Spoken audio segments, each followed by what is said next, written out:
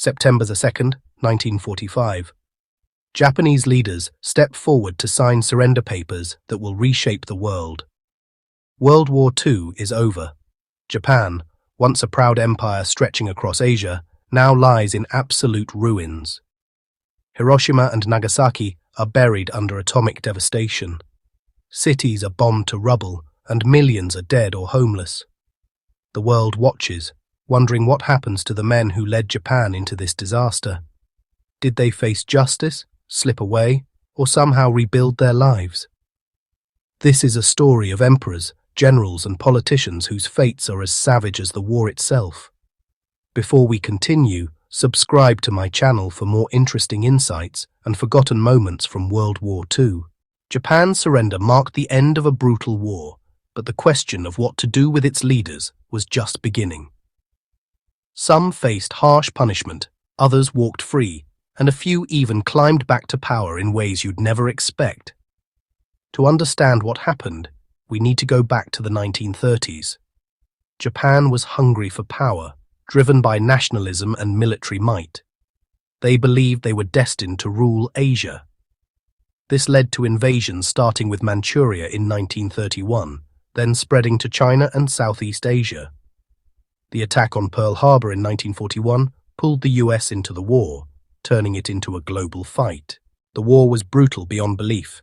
In 1937, Japanese troops committed the rape of Nanking, killing tens of thousands of Chinese civilians in a horrifying massacre. By 1945, the tide turned.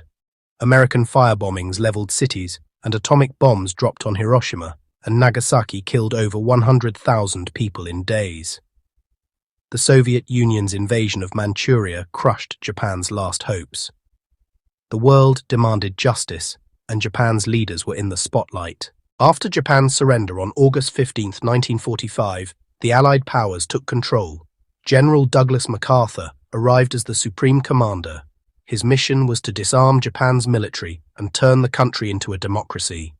But what to do with the men who started the war? The stakes were high. Japan was starving, its economy shattered, and communism loomed as a threat. The US wanted a stable Japan as an ally against the Soviet Union, which complicated justice.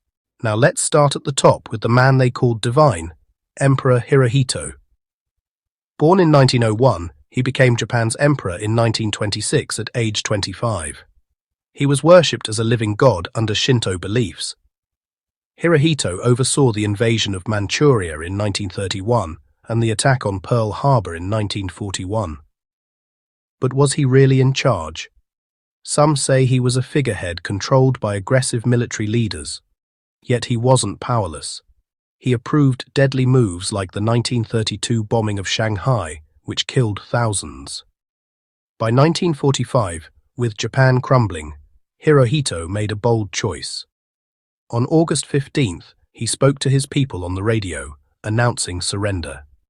This was the first time they'd ever heard his voice. After the surrender, the world wanted Hirohito's head. Many called for his trial as a war criminal. In China and Korea, people were furious, demanding justice for years of suffering. But the US had other plans. General MacArthur saw Hirohito as a key to keeping Japan stable. If the emperor was removed, riots could erupt, and communists might gain ground. So they made a deal. Hirohito would stay on the throne, but he'd have to change his image. In 1946, Hirohito dropped a bombshell. In another radio address, he told Japan he wasn't a god, just a man like them. It shattered centuries of tradition. Under the new 1947 constitution, he became a constitutional monarch with no real power. Hirohito adapted fast. He traded his imperial robes for suits and ties, visiting bombed-out cities. He lived quietly after that, diving into his love for biology. He ruled until his death in 1989, a symbol of Japan's shift from war to peace. But his escape from trial never sat right with everyone. Hirohito walked free, but others weren't so lucky. Hideki Tojo was the face of Japan's wartime aggression. A tough general who became prime minister in 1941, he pushed for the Pearl Harbor attack. Tojo's leadership was ruthless. He oversaw brutal campaigns from the invasion of the Philippines to the horrors of Unit 731, where Japanese scientists conducted deadly experiments on prisoners. The Bataan Death March, where thousands of American and Filipino POWs died, also happened on his watch. When Japan surrendered in August 1945, Tojo knew his time was up. As US troops closed in on his Tokyo home, he pulled out a pistol and shot himself in the chest. But American medics rushed in and saved his life. It was a bitter irony. The US took Tojo to Sugamo prison, where he awaited trial. The Tokyo war crimes trials starting in 1946 were the Allies' answer to Japan's atrocities. Tojo was labelled a Class A war criminal, charged with waging aggressive war and crimes against humanity. Witnesses described horrors like the rape of Nanking, tying them to his policies. On November 12, 1948, the verdict came: guilty. Tojo and 6 other leaders were sentenced to death. On December 23, 1948, he faced the gallows. But not every leader met the same fate. Some slipped through the cracks in ways that will shock you. Nobusuke Kishi was no general, but he was a big player in Japan's war machine. As a top economic official, he helped run occupied territories like Manchuria in the 1930s. He signed off on policies that used forced labor, sending thousands of Chinese and Korean workers to brutal conditions. When Japan surrendered in 1945, the Allies arrested him as a suspected Class A war criminal, and he sat in Sugamo prison, waiting for a trial that could have ended with a noose. But here's where things get insane. Kishi never faced a courtroom. By 1948, the Cold War was heating up. The US feared communism spreading in Asia.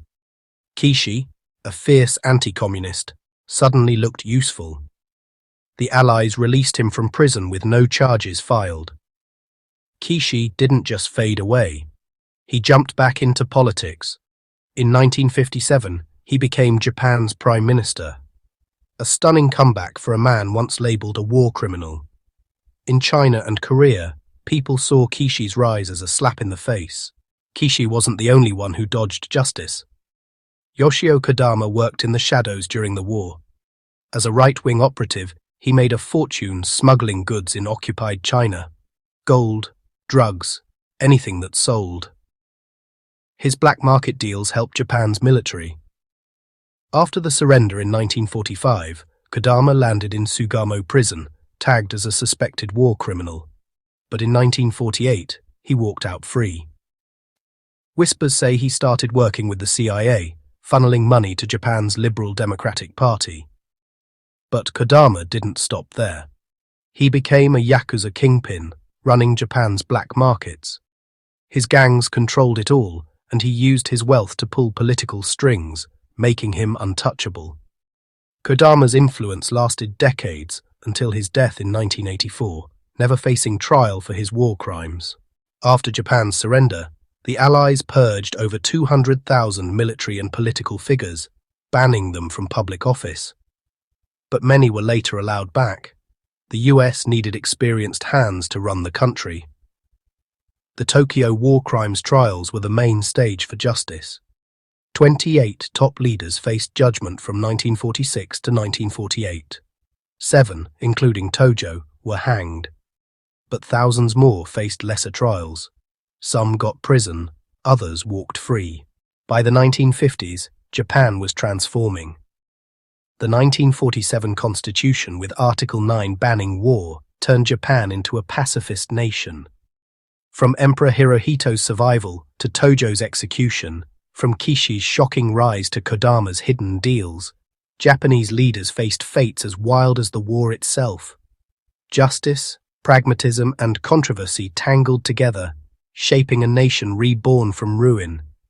If this story left you stunned, hit that like button, subscribe, and share this with someone who thinks they know everything about World War II. Because the real story of what happened after the war ended is even more twisted than the battles themselves.